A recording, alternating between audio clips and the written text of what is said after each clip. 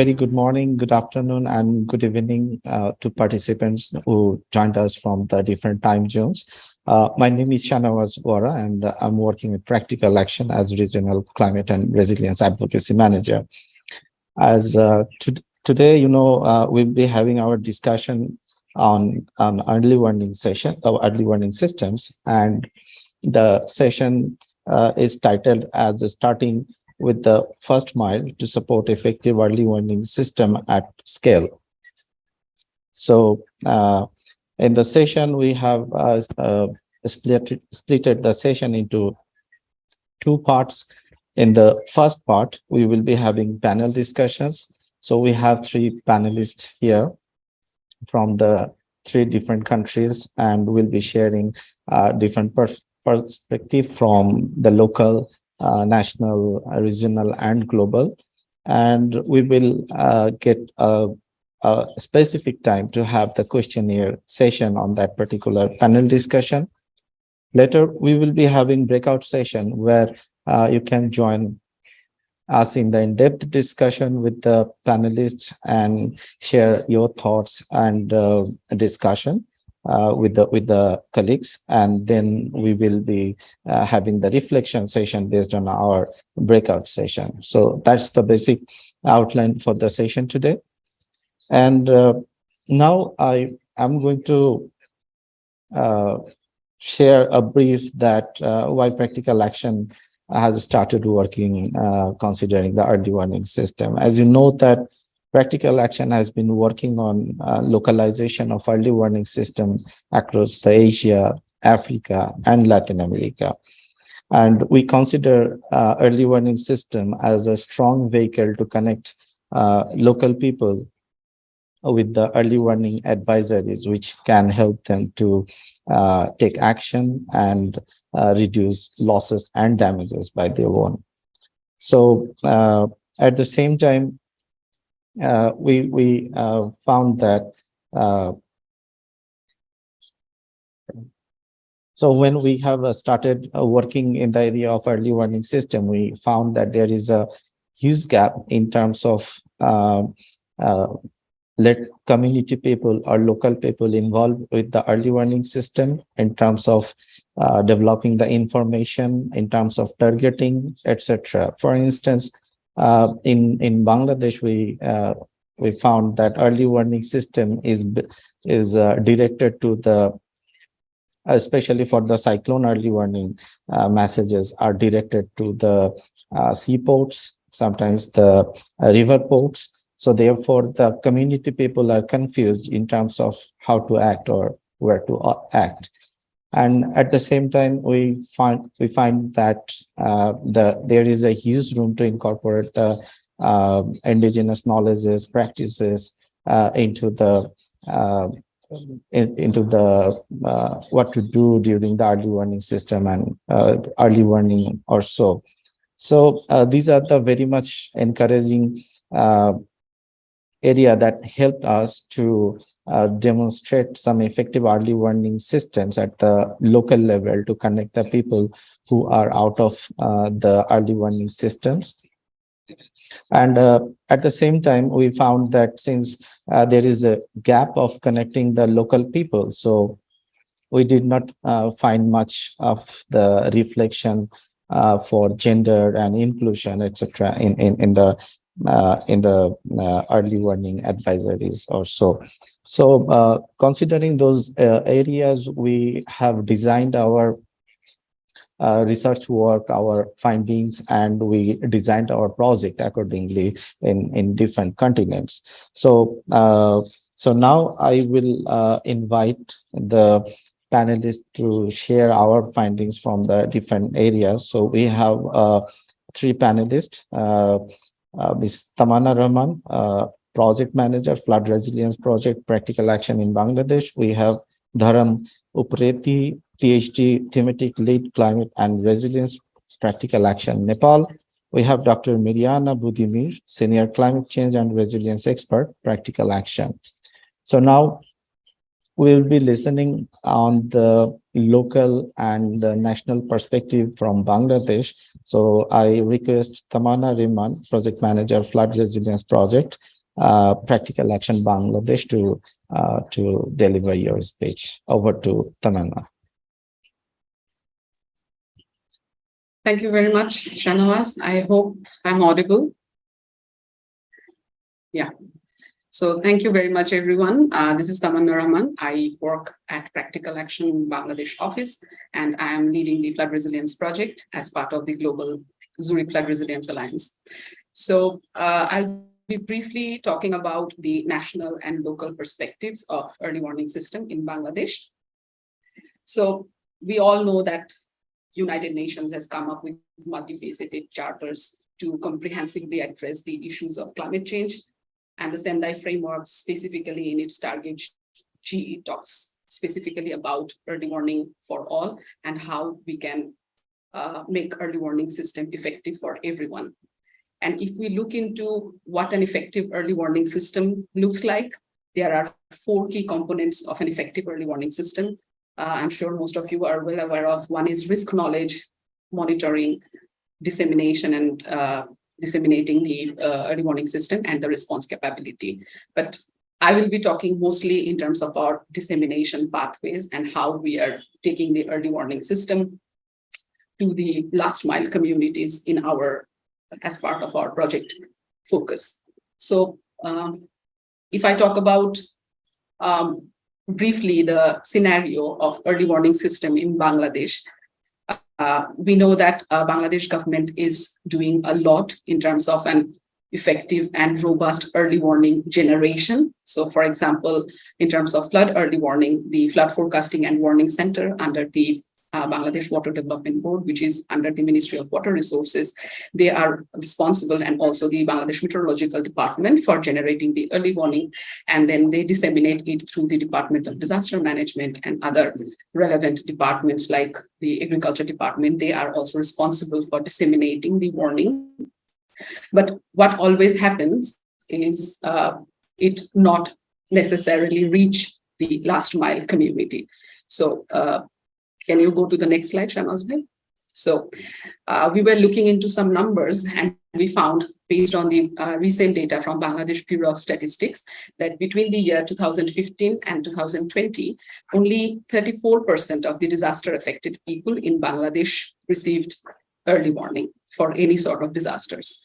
And if we look into specifically flood early warning, we have around 52 million people who are exposed to flood risks in Bangladesh, but only 29% of them received a flood early warning in 2015 to 2020. This is also a Bangladesh statistics. And in terms of like gender responsive early warning system, there are these issues of literacy rate and the way the early warning reaches the women households or like women member of the family, because it is always women who have limited access to information.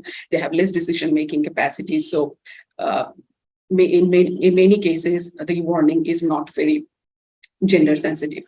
And also, when we were looking into one of our studies where we are working, we found that lack of better communication, lack of proper dissemination channels, and lack of authenticity of the information are the key major factors that's hindering the people to get an effective early warning, and also like taking early actions.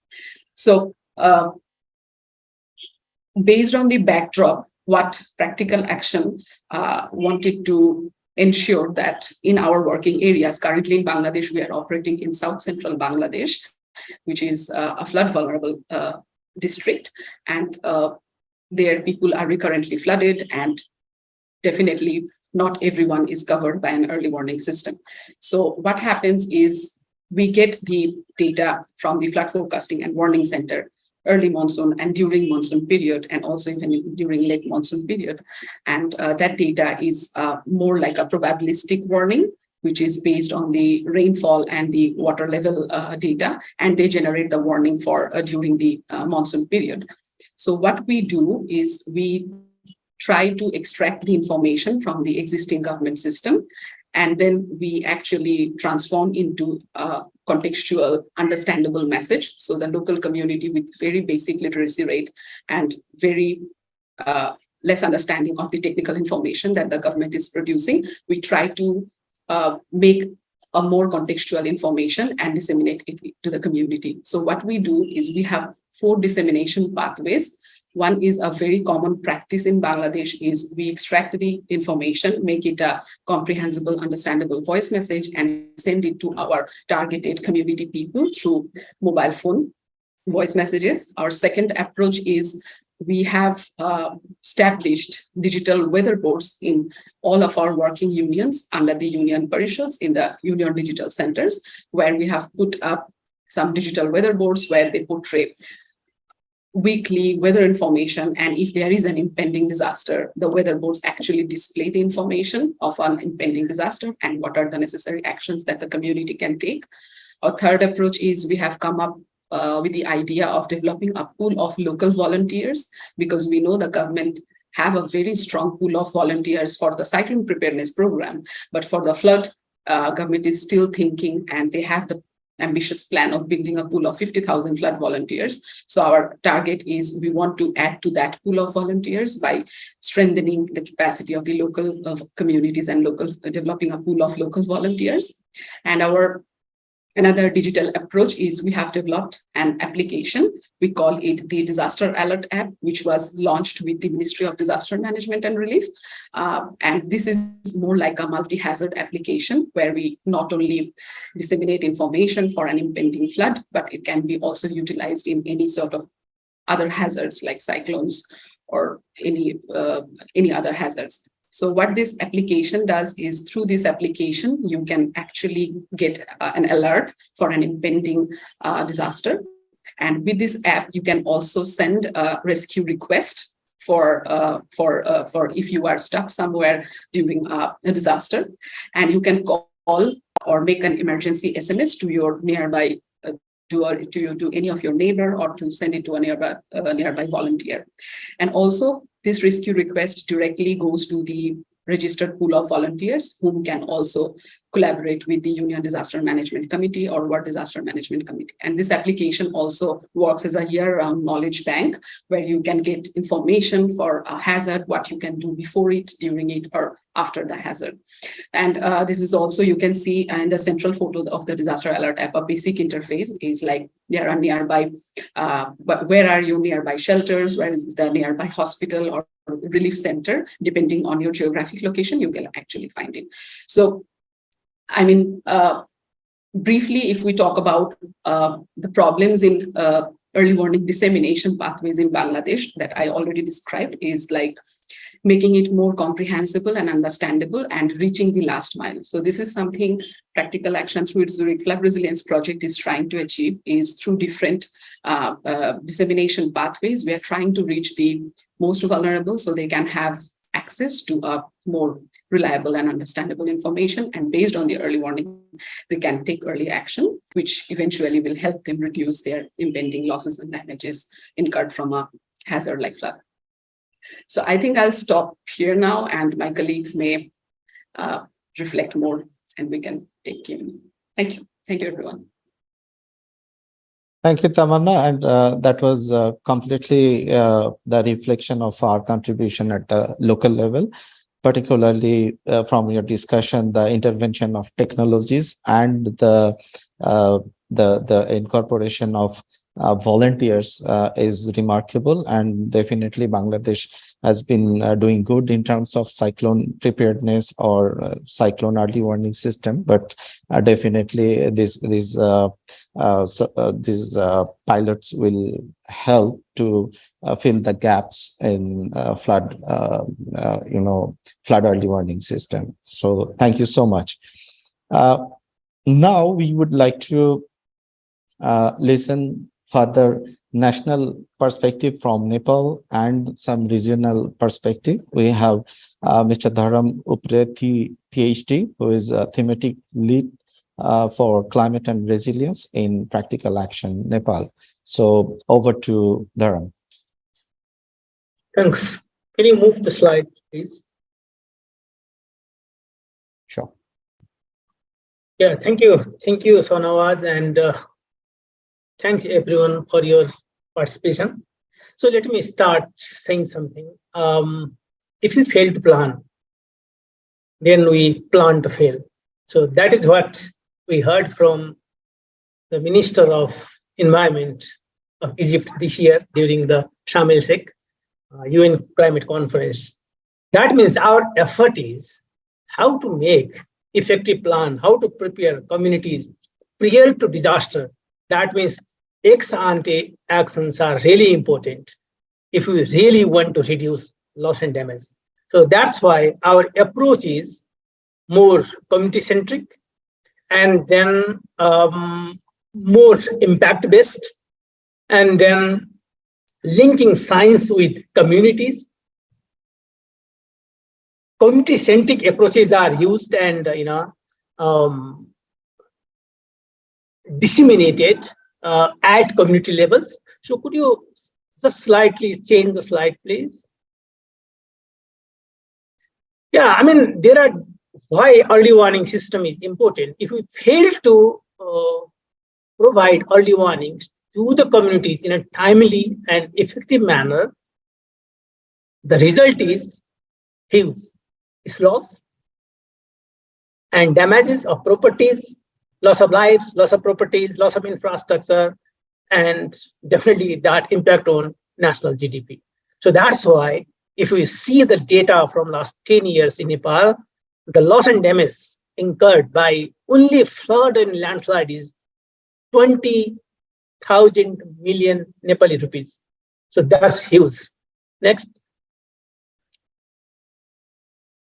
Yeah, that's why we have chosen community-centric approach to reduce disaster risks that are likely to impact communities. So our approach is bringing communities in a way that a co-creation is a co-management and co-decision-making approach. So that's why we named it community-centric, where the say of communities is really important in defining their risk, understanding the hydrometeorological risk, what they are going to face, and then how communities monitor those risks in a long term, and how authorities monitor those risks and disseminate that to the communities. That is really important. And third one is dissemination, the channel of dissemination, how a risk message is disseminated to wider communities. What is the scale? That is really important in early warning system. And then understanding of those early warning messages, how communities perceive those early warning messages, what does science mean for them? So tailored risk information, tailored risk communication is really important. That's why our approach is work in a co-management, co-creation way in all four pillars of early warning system. So next. So this is how we link, how we monitor. So these are a couple of examples that how practical action established like end-to-end early warning system means one end is science and other end is a household. How a science information generated by the authorities communicated to the end users, the risk side communities. That is really important. So we work like risk knowledge, risk monitoring, and risk communication, build community capacity. So these are the four pillars, and we never forget the diversity, gender, disability, and other cultural aspect while working with communities. So next.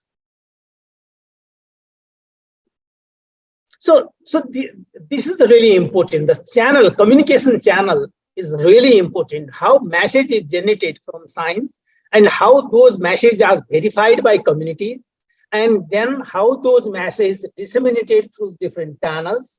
It's like the way something like the common alerting protocols, the message, the risk message disseminated through SMS, through telephone, through the authorities' website, and through authorities' bulletin. And those bulletins, those different sources are again disseminated through different institutions and different media, like, the social media, then different institutions at different levels, like in a case of Nepal, National Emergency Operation Center, then Provincial Emergency Operation Center, and then Local Emergency Operation Center, and down at the communities. So the local disaster management committee at community levels, their role is important, how they perceive and how they disseminate those messages generated from science, disseminated through different means, reach to the communities. So that is what we named, and that what we have been working is strengthening end-to-end early warning system. Next. So there are different sources. So early warning system is, it should not have any border. So it can cross any border anytime. So if you see the perspective from South Asia, so Western disturbance that enter from Afghanistan, Pakistan, and then enter into India, Jammu Kashmir area, and then come to Nepal, hitting to the western part, and then gradually develop. And if you consider the look from the monsoon perspective, this perspective, that developed from southern India, and then it hit first to the eastern Nepal and gradually develop and reach to the western Nepal. So there are different sources and different means of generating risk masses. So our aim is how to tailor those masses so that risk to the risk at communities. Next. And so these are just the example how the cyclone that developed in a different area like Bay of Bengal and the Arabian Sea, and that impact the entire South Asian regions. So that is just an example of 2021, the two cyclones that hit India, Bangladesh, and Nepal, Taute and Yas. So this is just an example how those impact at different level and without considering the border. Next. So this is just example how we receive the different early warning message from different authorities, that the message received from RINES, and then how we together with the government even that communicated to the communities so that communities prepare themselves. So this is an example of 2021. Next. Yeah, this is just the advancement, how monsoon is advanced in South Asia. So this is just the regional perspective. So I'm not going into details how it developed and reached to the different communities and different the provinces of India, Nepal, even the Bangladesh. So next, could you change the slide, please? Yeah, this is just the example how the authorities disseminate message, making this type of polygons, and then those polygons, how those the communities act upon after receiving those messages. So, for example, if any communities receive alert for flood, then community people they react themselves. They react to the message they receive from the authorities, and then start communicating from one community to other communities, one household to other household, and then those people that have limited access of receiving those early warning messages. This next. So this is just the response capacity and how we prepare in a early stage of impacted by any kind of hazards. So this is the preparation of how communities actually prepare for flood hazards.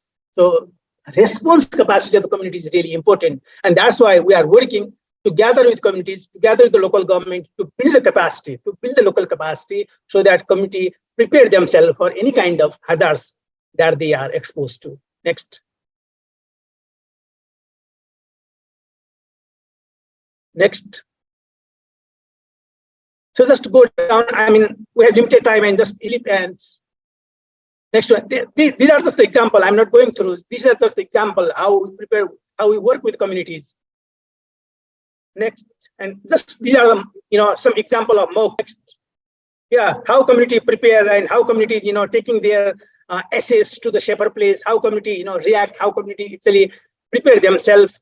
For example, first aid. How community bring the elderly people in a safe shelters. So these are just the the practices at community levels, reacting to the the emergency messages that are generated from science. So the community people, they assemble, they discuss, and they plan for the upcoming hazards, so where they are exposed. So next. So this is the evacuation center. While people get, receive flood in their household, and they go to the project supported shelter house. So this is the part of Zurich Flood Resilience Alliance and Nepal Flood Resilience program. So we are working, by means of those partnership. So what we want is strong, trustworthy early warning system, fully integrated at local, national, and the provincial levels. And then next one, please. Next, yeah.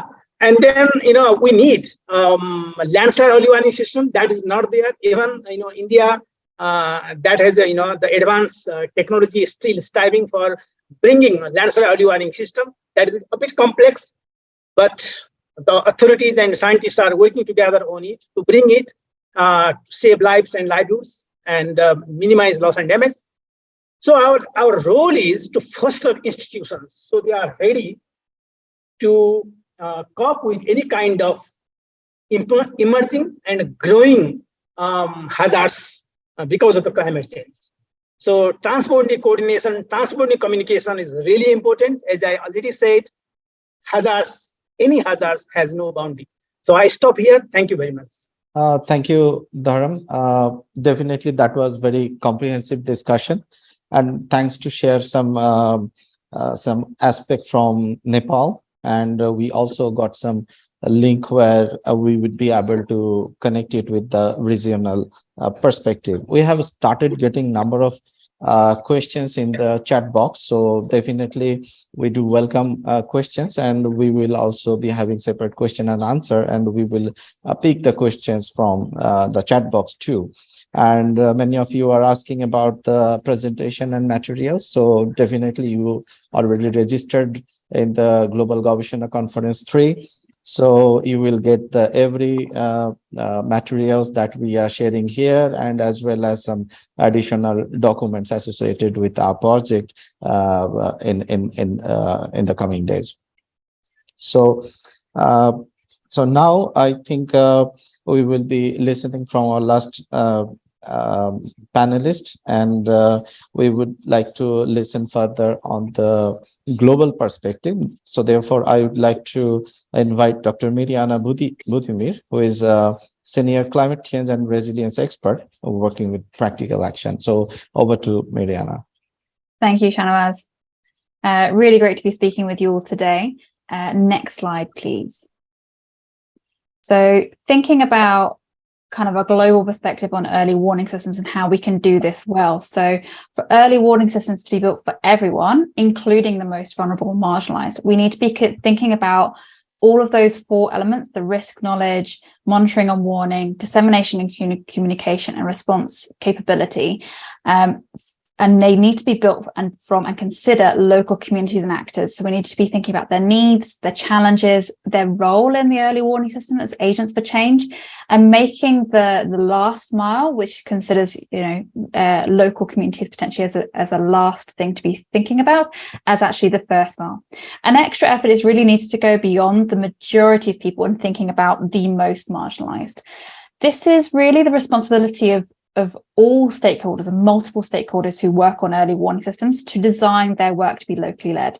Because if we don't do this, if we don't take a locally led approach to early warning systems, we can result in isolated pockets of data and information that's not shared or doesn't take into account local or traditional or indigenous knowledge. We can have duplicated information or inaccessible information that local communities and stakeholders cannot actually use to make risk-informed decisions in the face of disasters. We can result in forecast information that's not appropriate for the needs of communities and local stakeholders to actually take early action. So not sufficient resolution, lead time, or not covering all the hazards that communities actually face. We can have dissemination strategies that don't reach everyone, not clear kind of lines of dissemination, or a dominance on one digital solution as a silver bullet that's not actually suitable for more vulnerable and marginalized populations. There's often a gap in terms of jargon or not understandable information or wrong language in terms of the communication content, and response mechanisms that don't suit those who are the first responders to these disasters and their capacities. So lack of training, not knowing what to do even when they receive a warning, or not having safe or suitable evacuation routes or safe places to go to, and lacking support for those who need that additional support to take early action. And there's often kind of active or passive exclusion of the needs of the most marginalized, so leaving them behind or actively harming marginalized groups. And ultimately, they're early warning systems that are not fit for purpose. But there is hope. There are examples of how this has been done really effectively at local and national level all over the world in different contexts, in addition to what my colleagues have already shared. So, for example, integrating local and Indigenous knowledge of hazards, vulnerability and exposure into, for example, open access maps, so that both local communities and national stakeholders can see and access and then collectively contribute to that information. Citizen science approaches are really useful in terms of monitoring environmental conditions, localizing forecasts, but also supporting community-owned and managed early warning systems, filling in gaps of national systems, but also empowering local communities to be engaged in the whole process.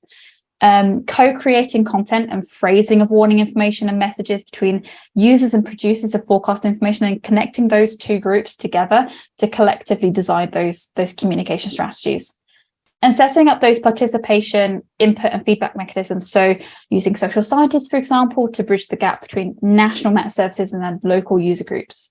So when this is done well, it can really result in early warning systems that utilize the strengths of the variety of stakeholders across agencies, roles and scales, working together in a coordinated, holistic approach that enables early warning systems that are designed to reach everyone with the right information in the right way, with enough time, knowledge and resources to take early action, save lives and livelihoods before a crisis, which is ultimately what we're trying to achieve here. They also can be really effective in building stronger networks and creating knowledge and understanding which can support longer term resilience and improved knowledge around that for individuals, communities, systems and countries. Next slide, please. So there have been a lot of improvements in locally led early warning systems across the world over the last decades. We've learned a lot. There are different frameworks, resources, knowledge and guidance examples of how this has been done well. One approach that Practical Action have been working on in recent years to improve our understanding of gender and marginalized groups is this missing voices approach. So this is trying to consider the needs, experiences and challenges and opportunities in relation to early warning systems specifically, and how to work with those stakeholders to ensure that that understanding is integrated into the design of an early warning system.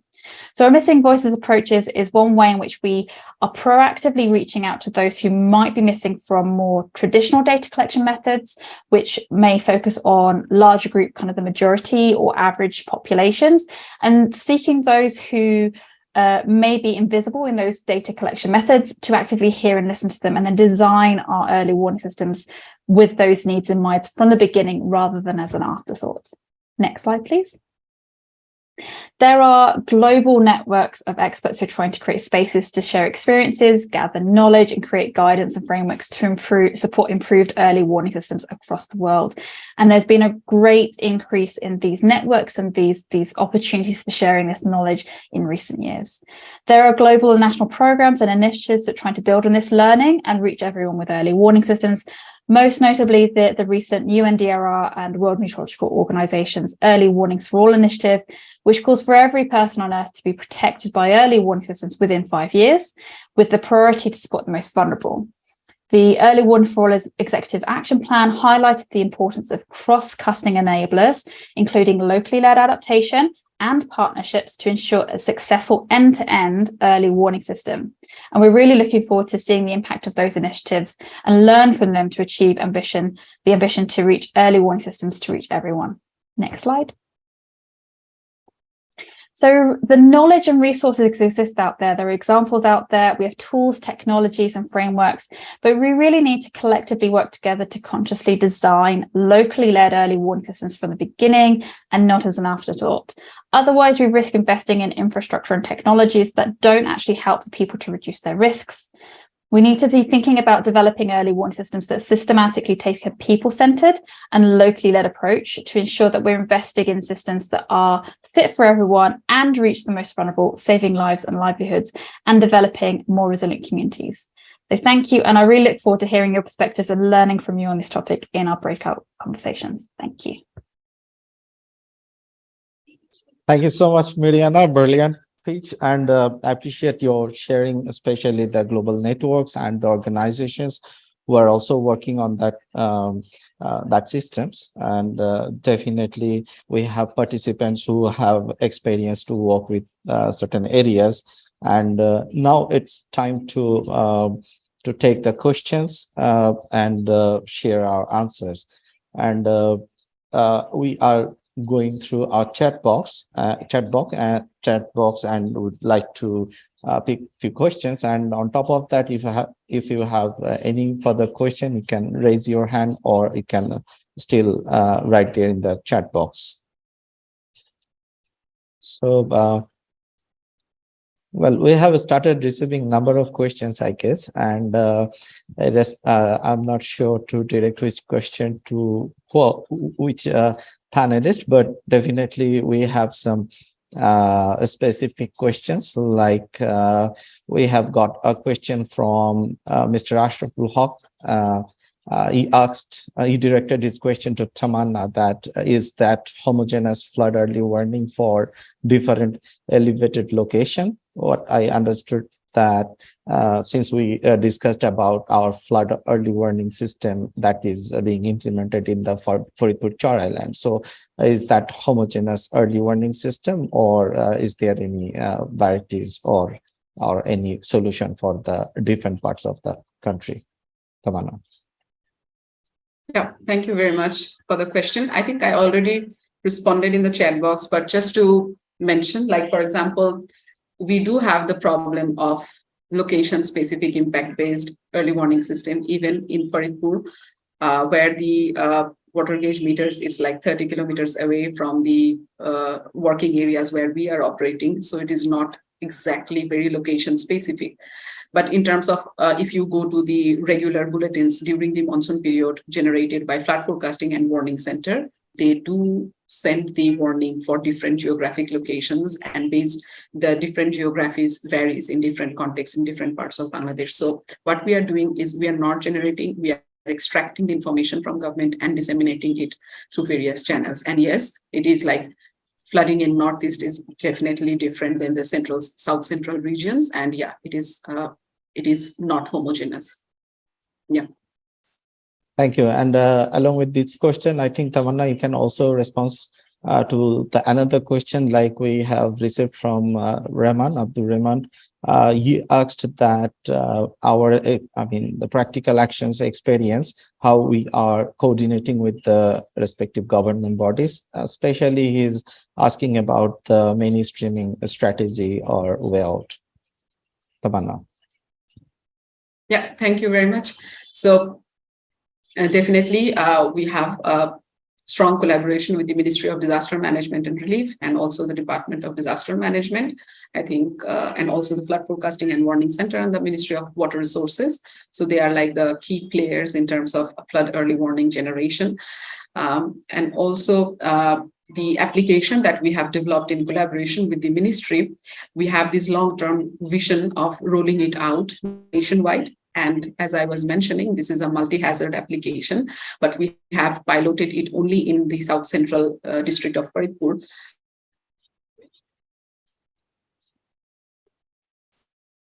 But as a digital innovation of Bangladesh, and government is planning to roll it out even in the cyclone-prone areas. So now we are in this stage of generating evidences where we have piloted it, collecting user experiences, and based on our user experiences, how best to integrate the whether there's something missing in the application, what sort of back-end technical support will be required if we roll it out in other hazard-prone areas. So these are something we are directly in collaboration with government, and soon in near future, we are planning to roll it out in country in multiple locations. Thank you. Please. And just to add with Tamanna that in country level, that anticipatory action or early action is becoming more prominent. Most of the agencies are trying to collaborate their experiences and their, ideas, how that can be collaborated. So where practical action is largely connected, and at the same time, with the leadership of Department of Disaster Management, they are also piloting some of the ideas where we are also sharing our learning. So that might be helpful for the coming days to scale it up further. And as Tamanna mentioned, that government, we are also having discussion with the ministry to mainstream some of the technologies that where the most of the agencies and the community people can connect it. Perhaps, Shanawaz, just to jump in there in terms of experience across different practical action country offices in terms of working with government early warning systems. I think it's definitely that we take an approach of working across different levels. So working at local communities, but also local government organizations, and then also at the national level. And we're working across the equivalent disaster risk management offices, but also national hydromets agencies who is responsible for that kind of more science and forecasting side of things. And it's really about kind of taking that local knowledge and having that relationship with those government stakeholders where we can share those voices at a larger platform and influence that kind of strategies and policies that can be taken up beyond the communities that we work in, but taken up at scale across the countries, and piloting approaches, piloting kind of innovation and saying, does this work? This is working really well in this context. Can we take it and apply it somewhere else? And then working collaboratively with those stakeholders, such as the government, who have more of a responsibility for the sustained operation and a longer term vision, where we can hand over those technologies, hand over that knowledge, and utilize kind of more opportunities to take that to scale across the country. So we work across different levels, we work across different kind of innovations, solutions, and also thinking about policy and practice as well.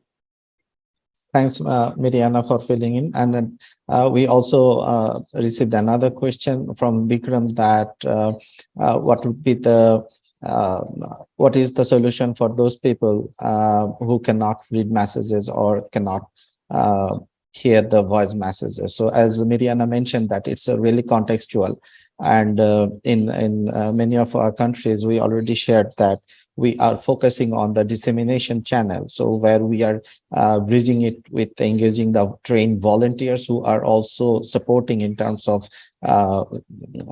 sending out the messages from door to door. So it is also filling in. And at the same time, I think Mr. Dharam also responded on that particular question. We have got another interesting question from Prashant Roy.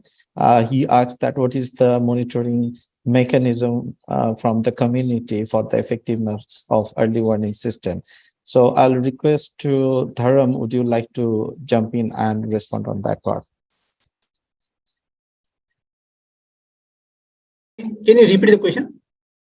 So the question is that what are the community role to monitor the effectiveness of early warning system? Yeah, that's really fantastic question.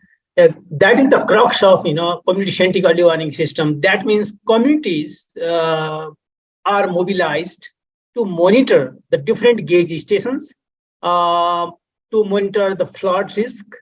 So in different area, flood gauge readers are assigned by the communities, and they are responsible for looking into what is the parameter of flood in a particular river, and then they also communicate that to the authorities. Though the system is already there in place, making manual from making the system from manual to telemetric, but sometime the technology could fail. So to ensure the technology is working properly, the community people itself, they monitor the risk in case of flood. But in other hazards, is still on the way. For example, like monitoring of landslide. Though there is some approaches are already used by practical action. Citizen science approach is already tested. That is proven to be successful. but still, landslide early warning system is still, a really complex one. So we are trying to make it more advanced, bringing communities together. But others looking into the particular, flood hazards, community monitor themselves into the different gauge stations. I think I covered. Thank you. Thank you. Although we have very limited time in our hand, but I think I'm taking the last question from Mr. Shuman Chapagain, who asked that as we shared the 4 pillars of early warning system, so what could be the possible interventions for capacity building for early warning system? So may I request Dr. Miriana to respond on that particular question? So thank you. So the response capability is really thinking about what is needed beyond receiving a message for someone or communities at risk to take early action to reduce their risks to that particular hazard that they're facing. So this is really thinking about what access to information, what resources, what plans and preparation and procedures are in place in advance of a hazard occurring, so that the communities, those first responders, they know what to do when they receive a warning message. They understand what the warning message means, and they know what actions they can take and which actions they will take. And this will vary in terms of the communities, in terms of within the communities, because a community is a group of people who have very diverse experiences and needs, but taking the time well in advance of a hazard to discuss those issues, those needs, and practice them, so that people do not have to make difficult decisions during a crisis window, where we're trying to proactively support that process of thinking through what people can do and have those plans in place. They might vary in terms of their actual experiences on the ground, but at least they've got a plan to fall back on. At least they kind of have that empowerment in terms of knowing where to go and what to do when they receive a warning message. And this is really something that needs to be happening well in advance and regularly, and refreshing that based on experiences. For example, each monsoon, after the monsoon, come back together and say what worked well, what didn't work well. Let's refresh our plans for next monsoon, for example. And then before the monsoon, refreshing our memories as to what actions can we take and will we take if we receive that warning message. So it's about that preparation well in advance to reduce that kind of decision making during a critical period. Thank you, Mariana. I think we have getting further questions, but definitely we'll be getting further scope to discuss more in the small group. So now we will be getting into the breakout session, where you can have further discussion in the small groups and can navigate it further. So therefore, I am seeking support from the ECAT team to take us to the breakout session. Welcome everyone. I think you were having very interesting discussion in the groups, but definitely we had to cut it through because we have time limitation. Now, we would love to listen briefly in a bullet points from each and every groups, what you have discussed, what are your findings. So I will request to come volunteers from the group 1. You have 2 minutes to share your findings, what you came across in your group. Who is going to volunteer from group 1?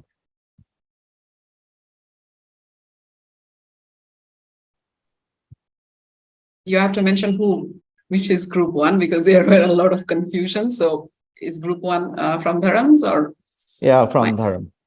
Yeah, okay. So thanks. So there was confusion. So thanks, Sanwaz, and thank you very much to all those who participated and in the discussion. So only 2 important messages that I have drawn from the conversations. Number 1, flood early warning system is only in place.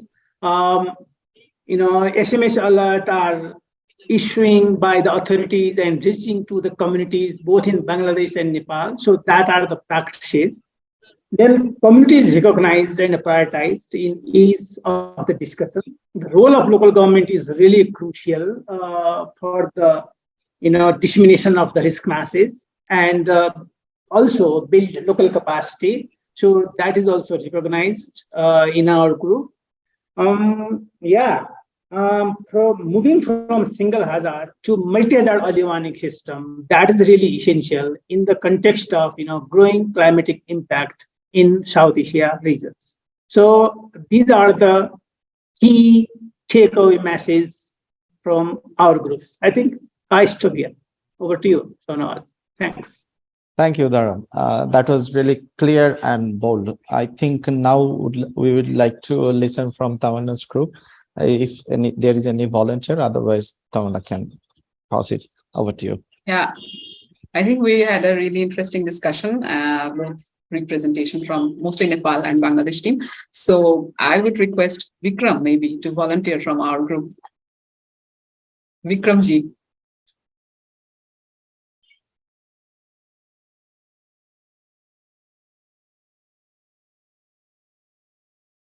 Vikram, can you hear us?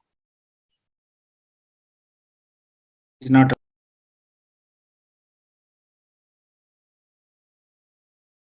Vikram, you need to unmute.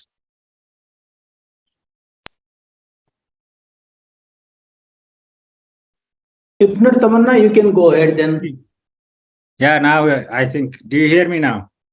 Yeah, yes. Yeah. The host was not allowing to unmute. We discussed on the flood early warning system challenges in the context of Bangladesh and Nepal. So we would highlight three things from the discussion. One is the more modeling information and then the data for the small river systems where the flood early warning systems do not exist, because in Nepal, most of the early warning systems are in the bigger river systems, but then the smaller river systems where the community decide they still lack because of the data. So that's one point that was brought by Sumanji. And then we discussed on some of the issues like how the messages generated reach the poor people or the people who cannot read. So there were some issues like the messages could be translated in different languages, but then we need to look into the context. So in context of Nepal, there are more than 120 languages, so it's really not practical. So one of the best solution at the moment is use the different task forces at the community, and then to localize these messages, we need the benchmarks for each river system so that people understand what it really means for them and then can act on understanding the message. So like common protocol messages, they are important, but then for the local people, when they are not tailored, it sometimes confuses them. And then we also discussed on the messages that are generated and forecasted earlier. So that should be very accurate. If those are not accurate, then we lose the trust of these messages. So that's where we call it a kind of robust message, and then authentic message that are trusted by the people. And then the third point was that response capability. So even the people understand the messages through different medias, like using the local people, but then if they don't have the capacity to respond, like if there is a flood is coming, they know it, there is a safe shelter, and then there are no routes to go to the safe shelter. So that also makes them vulnerable. So we also need to bring in the interventions that help to improve the response capability of the communities. If we don't do that, then only the message reaching the people does not help as we envision to reduce the loss and damages. So that was the main discussion we discussed. So I think I end it here now. Thank you, Vikram. Message is very clear. In spite of having many of our work, still there are options to ensure the the support as if the local communities can be more empowered in the coming days. So now I'm moving to the last group that was facilitated by Miriana. So is there any volunteer or you'd like to step in? I'll step in just to kind of summarize some of our discussion points. Thank you very much. We had a great conversation, particularly with thanks to the gentleman from World Vision. So we were talking about how to do gender transformative early warning systems and how can they be promoted. So it was really reflected back on how women, people with disabilities, marginalized groups really need to be in the center of the design and implementation of early warning systems. The messages are for them, if they take a lead role in that design, that they can be designed to fit their needs. We need to evaluate, learn and listen to them to be able to make sure that they are being effective. And also we had a discussion around this is really a long-term process. So we're talking about going from gender unaware to aware to sensitive to transformative, and transformative is quite a big concept for everyone. So it's a difficult and long-term process to get from that unaware to transformative process, and it's really difficult because we're challenging social norms. And that is a difficult thing to be doing. We need to be doing this at different levels within the communities that we work with, but also with local, national governments, but also within ourselves, within our own organizations that are dealing with this, and really making sure that we're thinking about this proactively.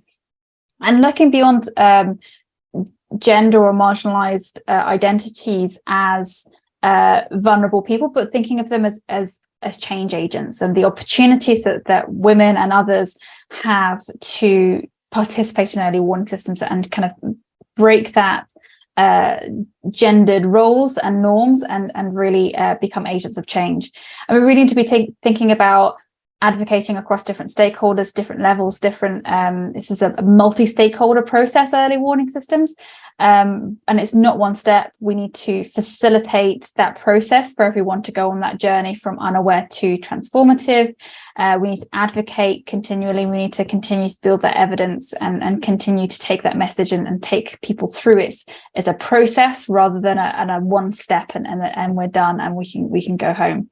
So really great, really encouraging and great to be talking about this as a transformative approach rather than something that we're thinking about in terms of being aware of it and moving to sensitive. So thank you all for your contributions to that.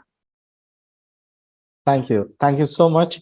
And as we also got some questions about the recommendation and way forward from our discussion, I'm sure that you got some ideas about our recommendations and way forward that has also come out from the discussions. And now I think we have reached at the end of the discussion. Before going to invite Miriana to deliver your closing remarks, I would like to appreciate ICAD for allowing us to initiate this discussion, to share our findings, our experiences with the participants, and also it was helpful to listen from them as well. So that was really a good opportunity for us. So now I'm inviting Dr. Miriana Budimir, who is Senior Climate Change and Resilience Expert in Practical Action, to deliver our closing remarks and close the session. So over to Miriana. Thank you, Shanawaz. First off, thank you all so much for your participation in this, for listening, for attending, for contributing to this breakout groups. It's really great to hear all of your experiences and your perspectives and learn from you all on this topic. Thank you to my fellow panelists and our host for your presentations. It's really great to see those different perspectives across the different local to national, regional, and then putting it in perspective from the global side. I feel like this has been a really great opportunity to take stock and start those continue those conversations. Just wanted to do a couple of reflections, not too long. So really there remain gaps in early warning systems in reaching everyone, particularly for those who are most vulnerable and marginalized. There are systematic barriers that are often related to social inequalities, But there are really inspiring examples out there of locally led early warning systems and an awareness within this community that we need to be locally led and we need to be not just inclusive, but transformative in our approaches to early warning systems. And when we take that locally led approach and with a sustainable approach to thinking about achieving scale, we can reach everyone with early warning and with the right information, with enough time to take early action to reduce our risks. So I really encourage all of you to continue learning, reflecting, and please do continue sharing so we can continue to improve our efforts across the world, saving lives and livelihoods, and supporting the most vulnerable to escape the disaster cycle and work towards long-term improved resilience. So once again, thank you all. I hope you keep in touch. I'd love to hear from you all, doing really great work, and may you continue to do so. Thank you all so much. Thank you. Thank you, everyone. Bye. Bye-bye.